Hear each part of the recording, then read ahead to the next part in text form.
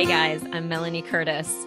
As a life coach and a skydiving coach, I get asked a lot about fear. It's a ubiquitous thing that we all feel, certainly in life and definitely in skydiving, of course, as well. At this year's Safety Day, I gave a talk and gave a systematic approach for how we can address any fear, life or in skydiving. In super short, the list is this. First, identify your specific fear, isolate the root cause. Second, brainstorm solutions around your specific fear. Third, experiment with those solutions, execute those solutions. 4, learn from what you experience in that experimentation. And 4, repeat this process until your confidence is greater than your fear. So someone in the VSC brought up fear and asked about it. The VSC is the Virtual Skydiving Center.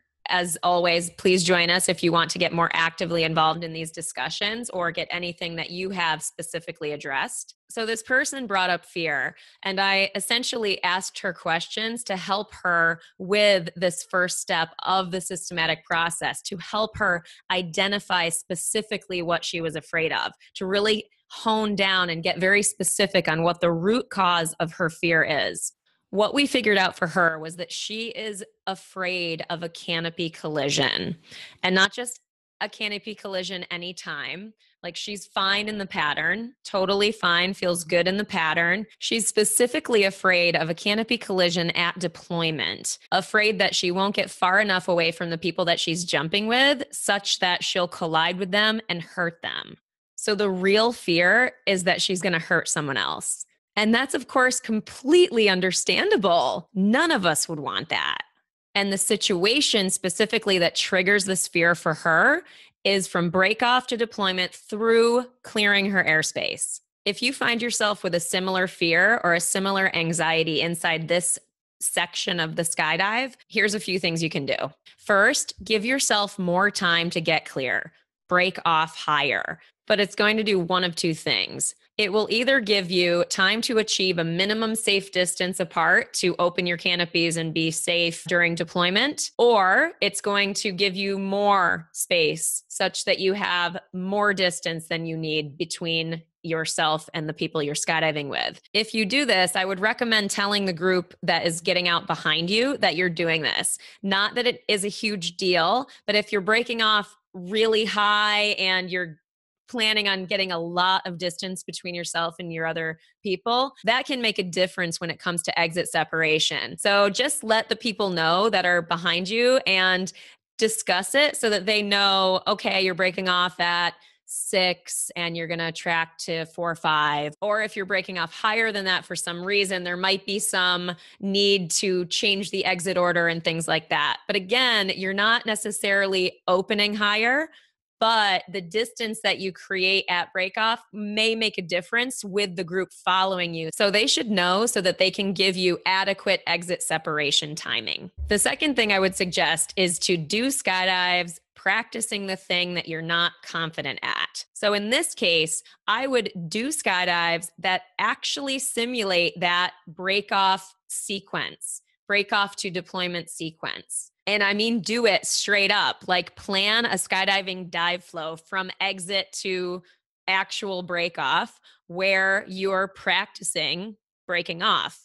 So be in the skydive, fake breakoff, turn away, start to track for as long as it would be normally to get away, stop, and then get back together with the person you're skydiving with and do it again. Do that until it's actually time to break off for real. Basically get extra time doing the thing that's squeezed into a small time period. Not only is it squeezed into a small time period, it's also really important. It makes sense that you would respect it. Thank God. It makes 100% sense that that part of the skydive would be a heightened time, that we would sort of freak out or potentially get clouded in those moments where our anxiety would come up. So in effect, to perform optimally in this heightened, stressful period of our skydive, we need better skills.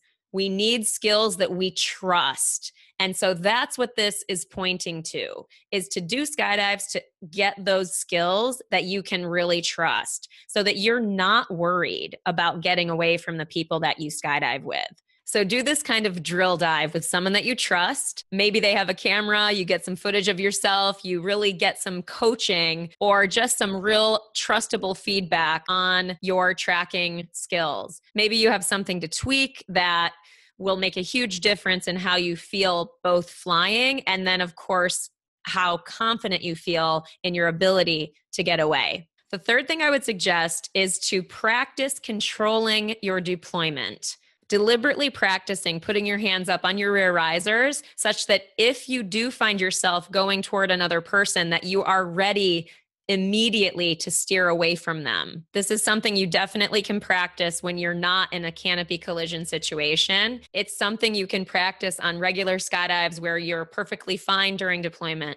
Get your hands up there, start steering your parachute, really feel what that feels like and get that practice, get that muscle memory down such that if you ever do end up in a situation where you need that skill, you have it. In the same vein of controlling your deployment and steering in that situation or right after, also aim to increase your awareness of your harness and the weight in your harness such that you can use that to also steer yourself away from a potential collision. The fifth thing I would say is more mental, but I would say deliberately work to achieve confidence in these skills as your way to diffuse your fear.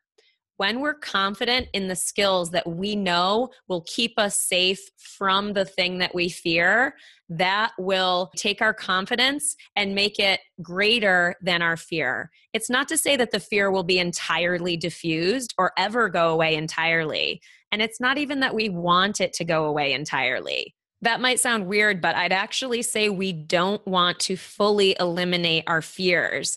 I say that because in having them, it does keep us respecting what we're doing. It does keep us on our toes that much more. So we want to find that sweet spot of where our confidence definitely is above our fear, is higher than our fear, but our fear is still there, driving respect and driving the intentionality that we bring to what we do in skydiving and in life, really.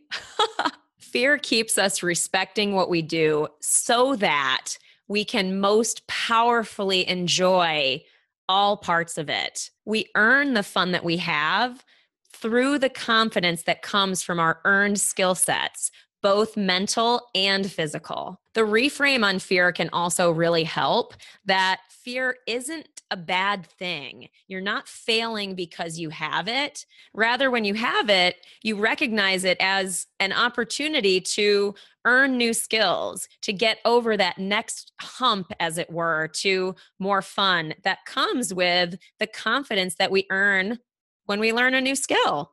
And this really is a perfect metaphor for life. This is how we can relax into our lives and ourselves in all situations. This video is talking break off to clear airspace, but consider this food for thought for any place that you find yourself afraid or anxious. This is really something that can be applicable across the board in skydiving and in life. Oh man, don't get me started. I could go on and on, so I'll stop there. Right on, team. Join us in the VSC. Hit me up anytime for a life coaching sample sesh. Drop me an email anytime with questions or thoughts. You rock. Thank you as always for watching entirely to the end. See you next time.